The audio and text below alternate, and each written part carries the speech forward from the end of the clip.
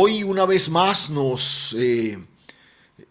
nuestro estudio, esto que hemos denominado Encuentros NN, lecciones aprendidas de los anónimos en la Escritura.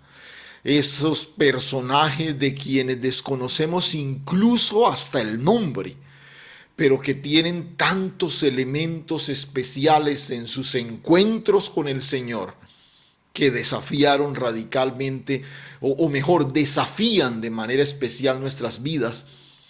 Y es fascinante ver cómo de alguna forma no es tan determinante nuestro nombre como sucede con estos personajes, sino el nombre de aquel con quien somos confrontados, con quien nos encontramos para ser transformados.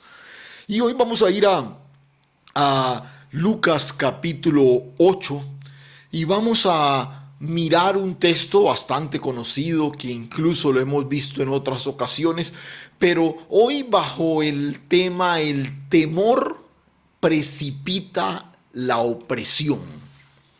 El temor precipita la opresión.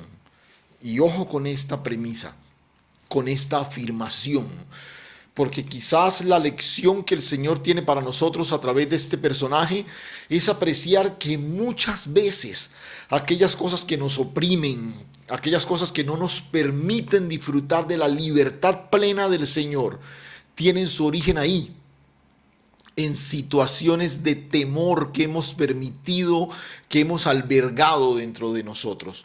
Entonces vamos a Lucas capítulo 8, Lucas capítulo 8, y vamos a ir a partir del verso 26. ¿Listo? Sigue la lectura ahí en pantalla, pero por favor busca tu Biblia, recuerda, desconéctate de todo lo que está a tu alrededor y concéntrate por estos minutos en ser ese terreno propicio para la semilla de la palabra.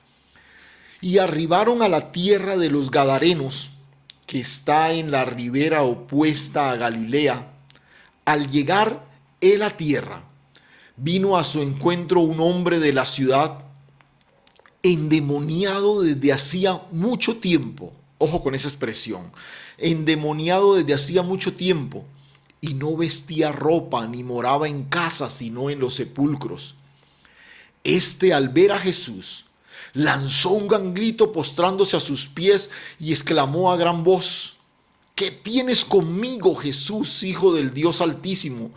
Te ruego que no me atormentes, porque mandaba al espíritu inmundo que saliese del hombre, pues hacía mucho tiempo que se había apoderado de él, y le ataban con cadenas y grillos, pero rompiendo las cadenas, era impelido por el demonio a los desiertos. Y le preguntó Jesús diciendo: ¿Cómo te llamas?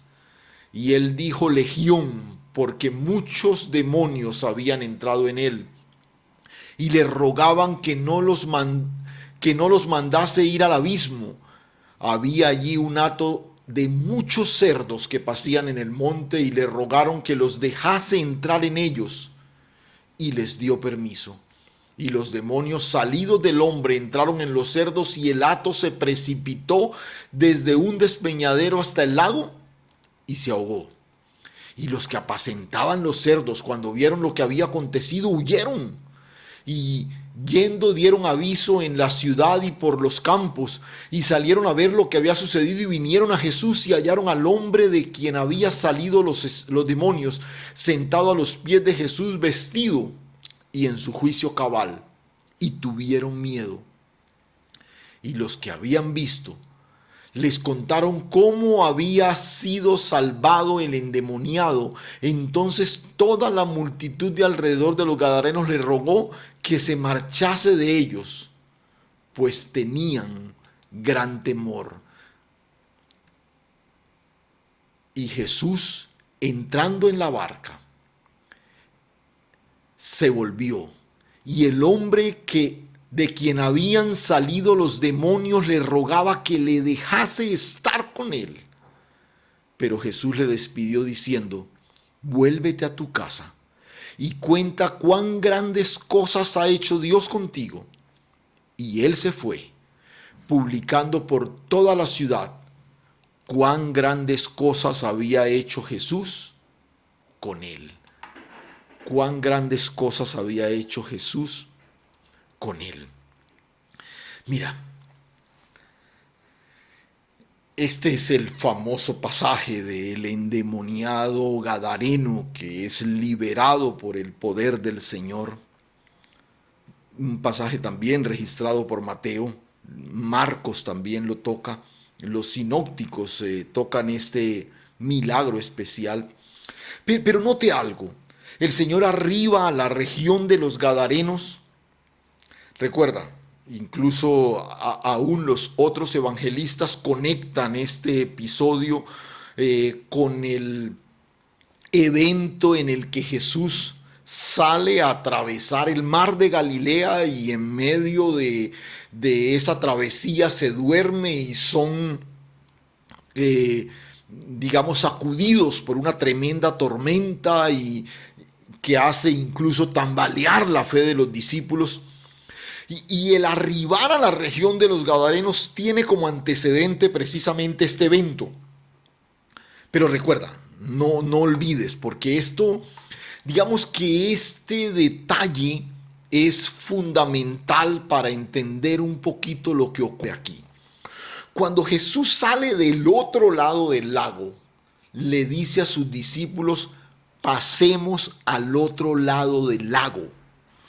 O sea, Jesús sale con la intención de llegar exactamente al frente, atravesar el lago por completo, el lago de Galilea, llegar precisamente a la otra orilla, allí en la región de los Gadarenos, en la región de Gadara, ¿no? Entonces lo que yo quiero resaltar es que ellos no están atracando en este lugar por razón de un capricho climático, una tormenta que les desvió el curso y terminaron de pronto allá. No, escúchenme. Ellos están llegando al punto del cumplimiento del propósito.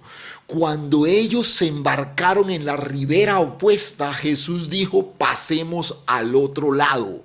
Desde el principio la intención de Jesús era llegar a este lugar. Desde el momento en que invitó a sus discípulos a subir a la embarcación, el anhelo del maestro era llegar precisamente hasta aquí. Y una vez en tierra y casi que en forma inmediata, los discípulos descubren la razón por la cual el Señor los lleva a ese lugar. Un hombre sin nombre, un NN, pero en una condición lamentable, una condición deplorable, dramática, prácticamente desnudo, un hombre que habita en los sepulcros, un hombre que ha sido incluso maltratado con cadenas, con grillos, con cosas para tratar de limitar su movilidad, un hombre prácticamente muerto en vida. Y ese personaje de quien no conocemos el nombre, digamos que el apelativo, el calificativo con el que se le identifica es endemoniado. Endemoniado. Reitero, un hombre prácticamente muerto en vida. Y como hemos visto en otras ocasiones, hay una tremenda confrontación espiritual que se da precisamente en el marco de este encuentro. Pero vuelvo y repito, cuando los discípulos llegan a la playa, desembarcan tal como Jesús lo había declarado desde la otra orilla, inmediatamente reconocen la razón por la cual estaban ahí. Quizás en ese momento no eran conscientes, pero más adelante llegaron al convencimiento de que fue por razón de este NN que Jesús llegó hasta ese lugar. Entonces, como hemos hecho en algunos de los casos anteriores, vamos a tratar a tratar de caminar por la historia, identificando algunos momentos especiales a través de frases que nos permitan no solamente seguir el hilo del relato, sino tratar de identificar esos principios, esas lecciones que queremos atesorar en el marco de esta enseñanza. Recuerda, estamos hablando de ese temor que precipita, que desemboca en opresión. Y tenemos a un hombre terrible, bueno, ni siquiera oprimido, tenemos a un hombre poseído. ¿Qué cosas, qué momentos podemos identificar en la vida de este hombre que pueden ir guiando nuestra enseñanza en esta noche? Entonces escucha, el primero de ellos lo vamos a llamar una condición lamentable.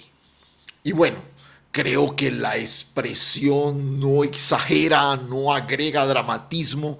Al contrario, me parece que se queda corta. Las palabras como que no definen a profundidad lo que realmente era la condición de este hombre.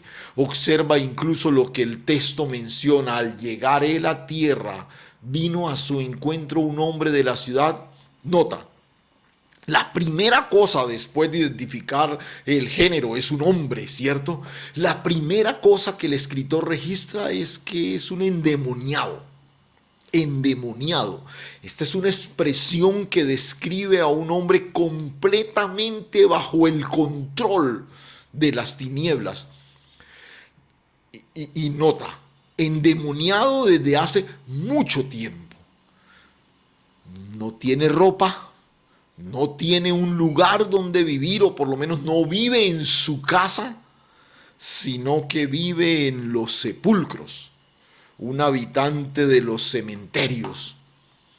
Por eso te decía hace un momento, un hombre prácticamente muerto en vida. Ahora, este hombre sin nombre es un endemoniado, poseído por múltiples espíritus demoníacos.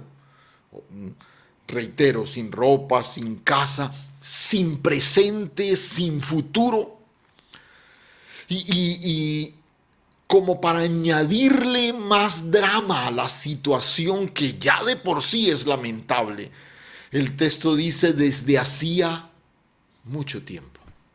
¿Cuánto? Mucho tiempo. Mucho tiempo. Mucho tiempo viviendo de esa manera casi que inhumana. Mucho tiempo sufriendo el rigor de personas que quisieron en algún momento determinado encadenarlo, apresarlo. Mucho tiempo huyendo, mucho tiempo desnudo prácticamente. Viviendo entre los muertos. Este hombre sin nombre nos permite apreciar en toda su dimensión la intención destructiva del enemigo, ese que vino para hurtar, matar y destruir. Y quizás uno se pregunta, ¿cómo llega una persona a un nivel tan degradante como el de este hombre? ¿Hay acaso ejemplos de esa naturaleza en nuestros días? Y no tenemos esos detalles en el texto de cómo fue que este hombre llegó allá. Pero de alguna forma es fácil precisarlo. Quizás deducir y concluir algunos elementos que sin duda fueron evidentes en la decadencia espiritual de este hombre que lo llevó a esa condición tan lamentable. La Escritura menciona que nuestro adversario anda como león rugiente buscando a quien devorar. Y esta expresión, y por favor, ojo con esto, esta expresión significa que tenemos un enemigo que todo el tiempo anda rondando alrededor de nosotros, generando presión alrededor de nosotros, propiciando tentaciones alrededor de nosotros. Esto lo podríamos denominar la presión del enemigo sobre todos los seres humanos. Anda como león rugiente buscando a quien devorar. Su estrategia principal, el engaño. No olvidemos que Él es padre de mentiras. Y mientras mi oído se mantenga sintonizado con lo que Dios ha dicho, ninguna mentira del diablo podrá afectarme. Ninguna mentira del diablo podrá afectarme. Entonces, ojo, porque estamos tratando de mirar cómo llegó este hombre a esa situación. Entonces identificamos un primer momento, por así decirlo, que lo vamos a denominar la presión del enemigo. Ese que anda como león rugiente, que todo el tiempo propicia tentaciones a través del engaño, de la mentira. Pero recuerda, sintoniza tu oído con la voz de Dios y no vas a ser presa de las mentiras del diablo. Pero el enemigo no se rinde. Cuando una persona presta su oído, su mente, su corazón a los engaños de las tinieblas, entonces comienza a experimentar la opresión del enemigo. Ya no es una simple presión, esa que él ejerce sobre todas las personas, sino que encontró a alguien que le prestó atención a sus mentiras. Entonces el enemigo intenta entablar un diálogo, una relación con esa persona en torno a las mentiras del diablo. Y como consecuencia natural, la fe de la persona se debilita, porque la fe viene por el oír. Y si estamos dando crédito a lo que el enemigo nos dice, definitivamente vamos a flaquear. Entonces, de la presión, que otra vez la experimentamos todo el tiempo en forma consciente e inconsciente, él anda como león rugiente, podemos pasar a la opresión, que es cuando de alguna forma le damos cabida a alguna mentira del enemigo. Y mira, la dinámica aquí es mucho más común de lo que nosotros quisiéramos. Esa es parte de la confrontación espiritual que vivimos los hijos de Dios todo el tiempo. Basta con afirmar lo que somos y establecernos en lo que Dios ha dicho para darle la espalda a las mentiras de las tinieblas y abrazar nuevamente la victoria en Cristo Jesús. Por eso te decía, es más común de lo que quisiéramos. Pero hay quienes persisten en consentir la opresión de las tinieblas, darle lugar al enemigo, y eso se prolonga y se prolonga y se prolonga. Entonces viene la posesión.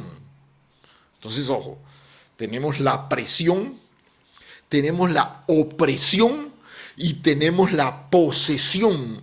Y es cuando el poder demoníaco se asienta en la vida de una persona y lo impulsa a moverse de acuerdo a la agenda de las tinieblas.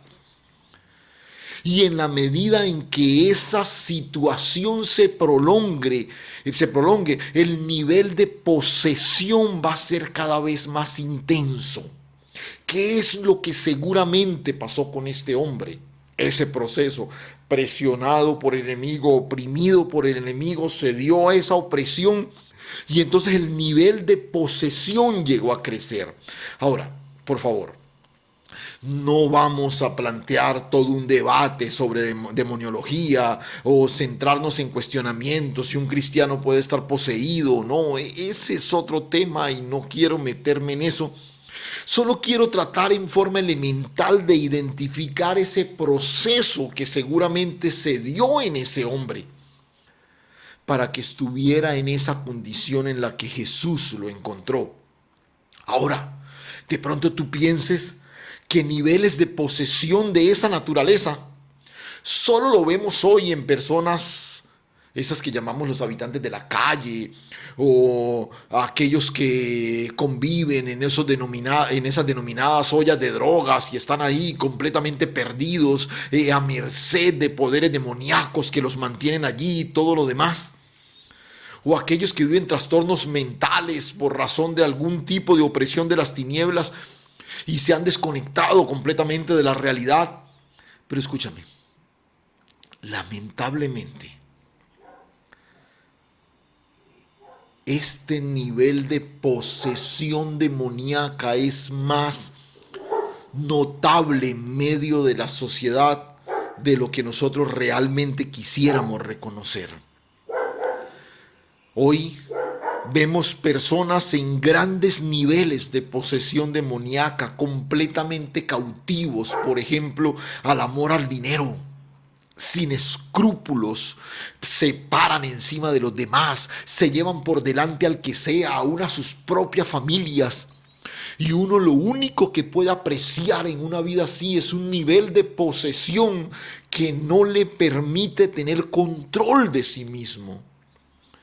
Personas poseídas por demonios de la fama, del placer, de espíritus narcisistas que incluso se identifican claramente. Este es el drama social en el que estamos. Vivimos en medio de un sistema, de una sociedad poseída e impelida. La expresión que usa la escritura ahí, que el demonio lo impelía, está hablando de una fuerza superior que lo movía. Este chico podría irse a su casa, pero el demonio lo llevaba al desierto. O sea, él no tenía el control. Y esto es a lo que nos referimos cuando hablamos de posesión. Porque los tentáculos de las tinieblas pretenden abusar, menospreciar, pasar por encima de la dignidad del ser humano. Y vuelvo y te digo, lamentablemente esto es lo que vemos en medio de una sociedad donde reina el abuso, donde reina el desprecio por el semejante, donde hay una búsqueda insaciable de los propios intereses por encima de los más mínimos niveles de respeto. Esta fue la historia de nuestro hombre, de nuestro NN de hoy. Una convivencia complaciente con las tinieblas que lo llevó a ceder el control total de su vida y terminó siendo arrastrado a niveles de deshonra casi inhumanos. Pero miremos un segundo momento en la historia. Y este momento lo vamos a llamar una confrontación admirable. Entonces pasamos de una condición lamentable a una confrontación admirable. ¿Y a qué me estoy refiriendo cuando hablo de una confrontación admirable? Esto es fascinante. Nota.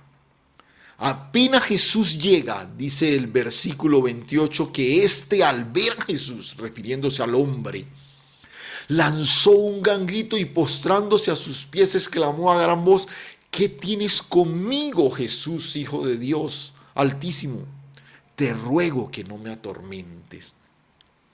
Y te hablo de una confrontación admirable porque es admirable el reconocimiento que el mundo espiritual tiene de la grandeza del Señor. Y el Señor manda a este espíritu inmundo que salga de él, porque hacía mucho tiempo que le atormentaba. Y dice incluso que le ataban con cadenas, con grillos, pero él la rompía y era impelido por el demonio a los desiertos. Era llevado por el demonio. Era conducido por el demonio mismo. El Señor le pregunta: ¿cómo te llamas? Y le dijo: Legión, porque muchos demonios habían entrado en él. Y le rogaba que no lo mandase ir al abismo. Que no lo mandase ir al abismo. Y otra vez, como te decía hace un momento, apreciamos el reconocimiento que el mundo espiritual tiene de la majestad y el señorío de Cristo. Cristo no puede ser atormentado por un demonio. Son ellos los atormentados por la presencia soberana de Dios. Por eso es que te he insistido en muchas ocasiones, algo no está bien en nosotros cuando sentimos que somos atormentados por alguna fuerza demoníaca. Porque vuelvo y reitero, son los demonios los atormentados por la vida del Cristo que nos habita. Esta potestad demoníaca había degradado dramáticamente a este hombre, tal como lo vemos hoy. Hombres completamente controlados por el tener, seres humanos impulsados por sus pasiones, llevándose por delante al que sea, personas en una búsqueda enfermiza de su promoción y se paran por encima de sus semejantes pisoteándolos. Hombres y mujeres controlados por el hambre del poder, que manipulan, que controlan, que destruyen todo a su paso con tal de conseguirlo. Escúchame, esta no es una historia lejana por allá, simplemente de los tiempos de Jesús. Esta es la historia que vemos hoy todos los días.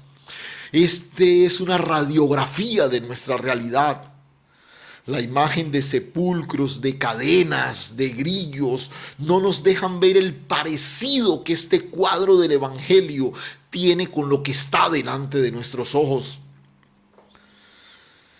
Jesús le habla a aquel al que nadie le habla.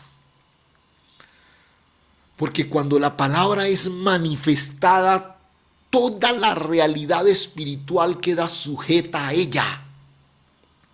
Estos demonios que tienen posesión de este hombre se silencian para escuchar la voz de Jesús. Y entonces le pregunta y las tinieblas le contestan. Pero recuerda, el Señor no está preguntando por ignorancia. No es que el Señor no sepa cómo se llaman. El Señor está preguntando por pedagogía. Él está modelando para sus discípulos y para nosotros la forma como debemos manejar estas situaciones. El Señor le habla a una potestad demoníaca que controla al hombre. Nota, no se dirige al hombre porque el hombre no tiene control de sí mismo en este momento. Y esta es una poderosa lección. Yo debo identificar esas fuerzas de las tinieblas y en el nombre de Jesús asumir autoridad, porque no importa el tamaño o la influencia del orden demoníaco, está sujeto al nombre que es sobre todo nombre. Aleluya. Es curioso, hoy los actos de liberación que uno ve en algunos escenarios se dan completamente al contrario de como los vemos en la Escritura. ¿Cómo es un acto de liberación hoy? Un grupo de personas alrededor de un individuo poseído, casi rogándole al espíritu demoníaco que lo deje libre.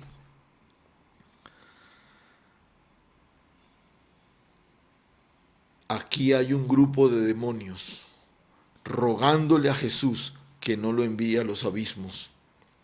Quienes ruegan son los demonios. Porque aunque hablamos de una confrontación, para ellos sí está claro que este es un asunto ya concluido, que este es un asunto ya juzgado. Por eso ruegan, porque ellos saben que la sentencia sobre el mundo espiritual ya fue dada. Los demonios buscan poseer personas. Ellos presionan, ellos oprimen, ellos se posicionan en donde se lo permiten. Hay corrientes de demoniología que andan buscando demonios, qué sé yo, en los materos, en los entierros, en las ollas, en una cosa y en otra. Escúchame, afírmate en lo que tú eres y aférrate a lo que Dios ha dicho y te mantendrás lejos de toda opresión de las tinieblas, gloria a Dios. Pero vamos a un tercer momento ahí en nuestra historia. Y es lo que o lo que hemos denominado una liberación formidable. Una liberación formidable. Entonces pasamos de un momento al que llamamos una condición lamentable. Miramos posteriormente una confrontación admirable. Y ahora vamos a detenernos en una liberación formidable. ¿Y qué es lo formidable de esta liberación? Porque es una liberación, ojo con esto, que trae transformación. A veces uno se sorprende de personas que todo el tiempo viven en permanente liberación. No hay verdadera liberación si no hay transformación.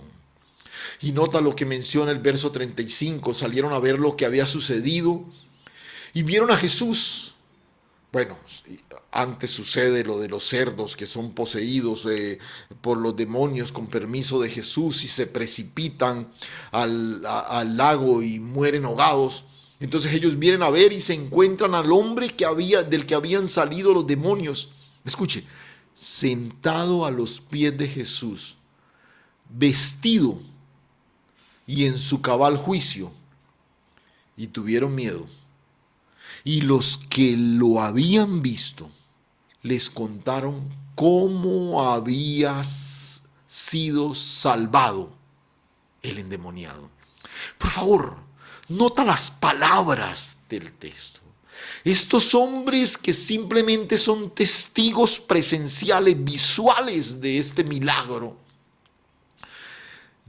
Nota cómo lo expresan.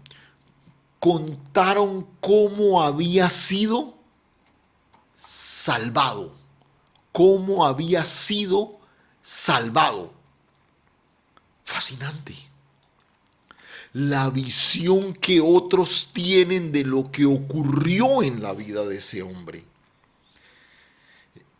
Y te decía, ¿qué es lo formidable, lo espectacular de esta liberación?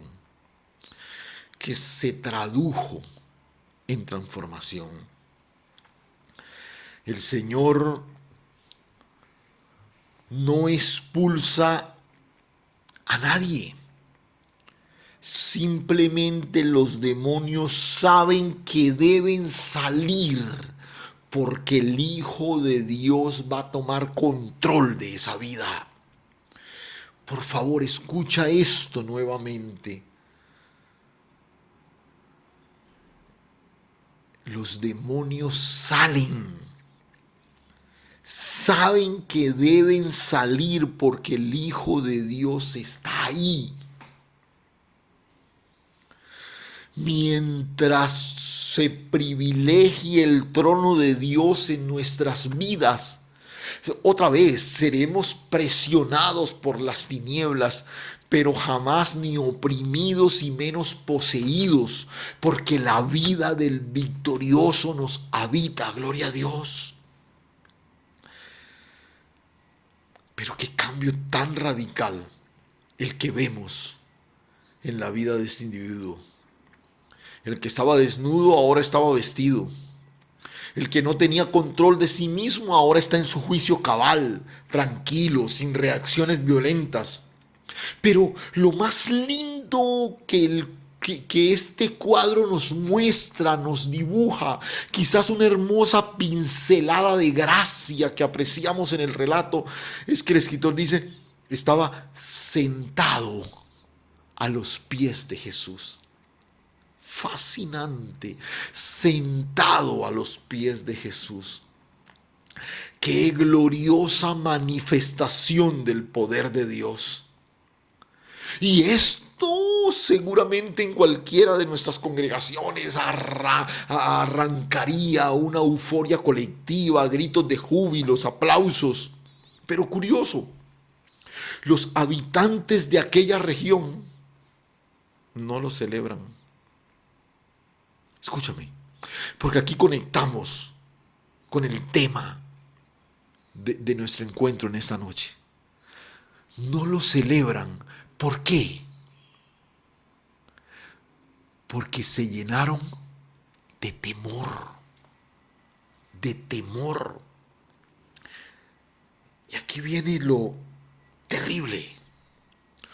Como resultado del temor, le ruegan al Señor que se vaya, que se vaya. Y esta es la segunda vez en el texto que una multitud ruega.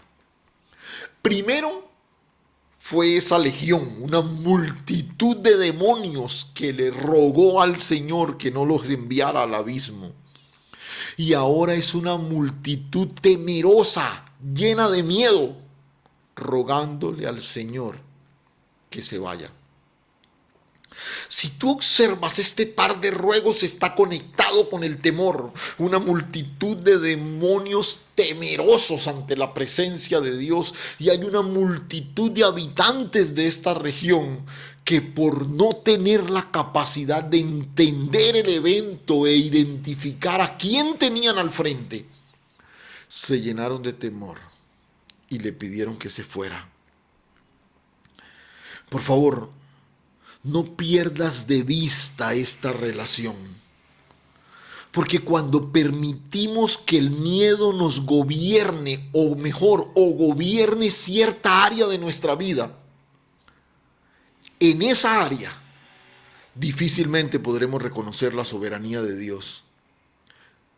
Y en esa área seremos vulnerables a los ataques de las tinieblas. Recuerda, él anda como león rugiente, presionando todo el tiempo. Si identifica un área en la que tú estás lleno de temor, desconociendo la soberanía de Dios sobre esa área de tu vida, ahí te va a oprimir. Hay personas temerosas por su presente o su futuro económico. Hay personas temerosas por el virus que está por ahí. Entonces, Dios mío, y me voy a morir, y esto y lo otro. Y esas áreas en las que reina el temor, lo que está haciendo es desconociendo la soberanía de Dios sobre esa área en particular de tu vida. Y en esa área vas a comenzar a ser oprimido por las tinieblas. Y entonces seremos vulnerables a cualquier ataque del adversario. Mira, frente a este tema de la actividad demoníaca, a veces me preocupa porque la iglesia ha asumido como una postura de temor. Y tal persona parece que estaba poseída, qué sé yo, llamen al uno, llamen al otro, y ya hay como una especie de élite especial de personas que, escúchame, en ti habita la vida de Cristo. Y ante la presencia soberana de Cristo Jesús, toda potestad de las tinieblas retrocede, aleluya. Pero nos hemos llenado de temor frente a esto y nos asusta que de pronto una cosa y otra. No, es más poderoso el que está en nosotros, gloria al Señor. Pero esa postura de temor nos hace vulnerables y cierra puertas para la manifestación gloriosa de Dios en un área particular de nuestra vida o en toda nuestra vida. Si tú vives temeroso todo el tiempo por la provisión, por la economía, por una cosa, por otra, todo el tiempo vas a vivir bajo la opresión del espíritu de Mamón que está ahí, que no te deja disfrutar de la victoria y de la provisión que ya te fue dada. Si todo el tiempo vives temeroso por las enfermedades, que los virus, que una cosa, que otra, todo el tiempo vas a vivir lleno de temor y no vas a reconocer la soberanía de Dios y todo lo que en Cristo Jesús ya fue cumplido a través de la obra perfecta en la cruz del Calvario. Necesitamos sacudirnos de todo temor.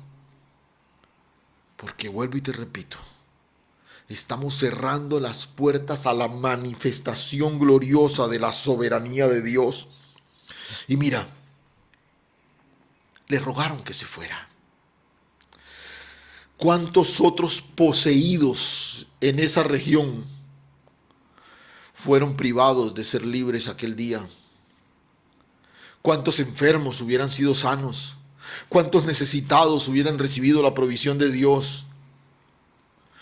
¿Cuántos perdidos en delitos y pecados hubieran sido alcanzados por la gracia de Dios si los habitantes de esa región se hubiesen sobrepuesto al temor? Pero la actitud insensata de esa necia multitud cerró puertas para la manifestación gloriosa de Dios. Pero hay algo tan espectacular en el cierre de este relato. Y es el último momento que quiero que veamos. Una expresión de amor inigualable. Una expresión de amor inigualable. Y mira cómo termina el relato. El hombre de quien habían salido los demonios le rogaba que le dejase estar con él, pero Jesús lo despidió diciendo: vuélvete a tu casa y cuenta cuán grandes cosas ha hecho Dios contigo. Y él se fue, publicando por toda la ciudad cuán grandes cosas había hecho Jesús con él.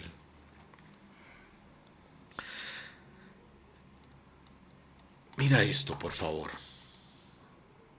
Una expresión de amor inigualable. Una expresión de amor inigualable. A pesar del ruego de aquella multitud de que se fuera, Jesús no se fue.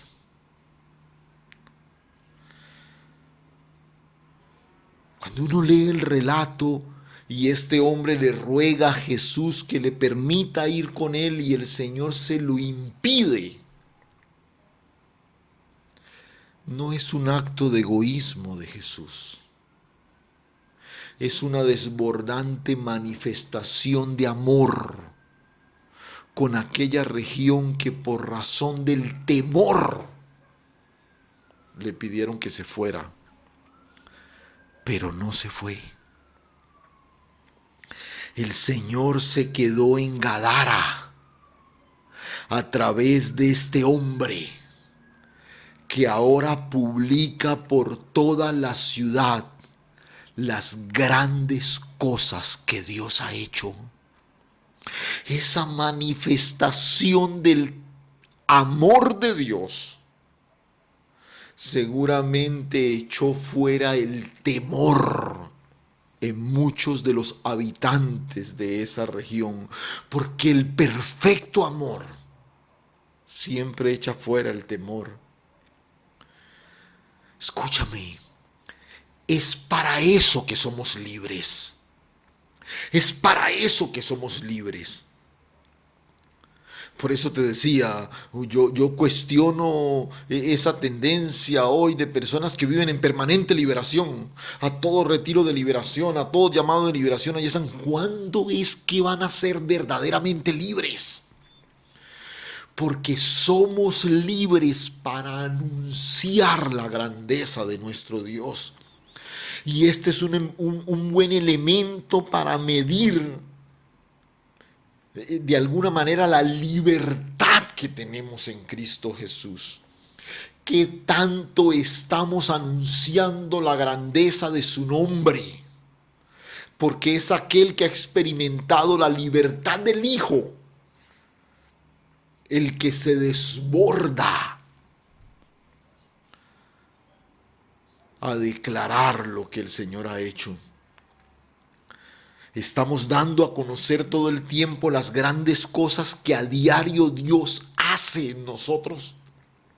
Esta es vivir la libertad, de eso se trata.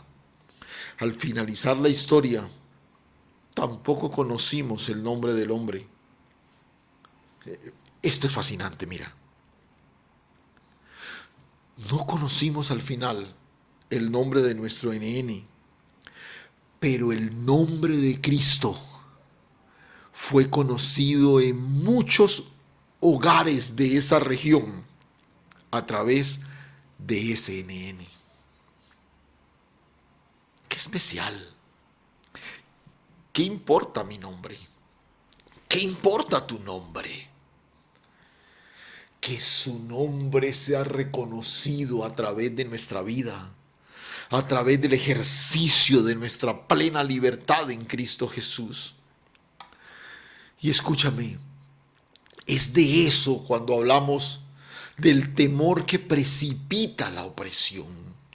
Porque si tú sigues experimentando temor en algún área en particular de tu vida, tú eres presa fácil para cualquier opresión de las tinieblas que quiera venir a robar lo que el Señor a través de la semilla de su palabra ha sembrado en ti. Recuerda, el adversario vino a hurtar, matar y destruir, pero Él ha venido para que tengamos vida y vida en abundancia. Él está aquí en esta noche. A pesar de tu temor, Él se niega a dejarte.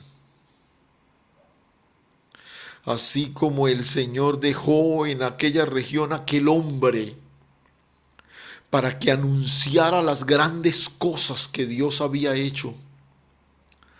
Quizás esta exposición, esta transmisión, este sencillo mensaje puede ser esa manifestación de la gracia, del amor inigualable de Dios para recordarte que Él no te deja, que Él no te abandona.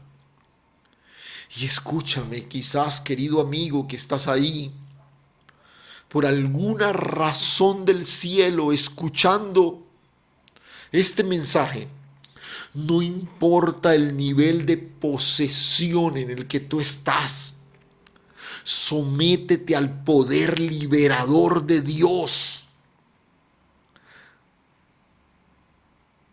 Háblale en el nombre del Señor a aquello que controla tu vida. Quizás estás preso de la pornografía, del amor al dinero, del poder, de la fama, del placer, de tantas cosas. Háblale a esa potestad demoníaca que pretende controlar tu vida y en el nombre de Cristo Jesús, afírmate en la verdad gloriosa de lo que tú eres y lo que Dios ha dicho y comienza a caminar en libertad. Permite que la liberación de Dios opere en una poderosa transformación. Pero un detalle más para concluir. El Señor sale de este lado del lago, lo atraviesa por completo, aún en medio de una tormenta, y llega a la región de los Gadarenos. Tiene contacto con este hombre, libera por completo su vida y se regresa. ¿Qué nos muestra el texto? Que solo fue hasta allá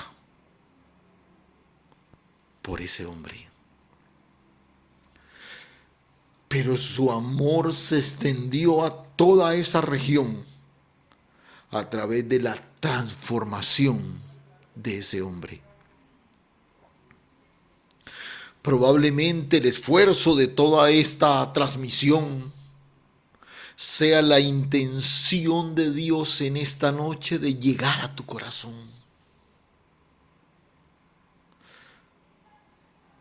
Y es el deseo de Dios de llegar hasta tu vida, liberarla por completo y transformarte para vincularte de una vez por todas a su propósito eterno.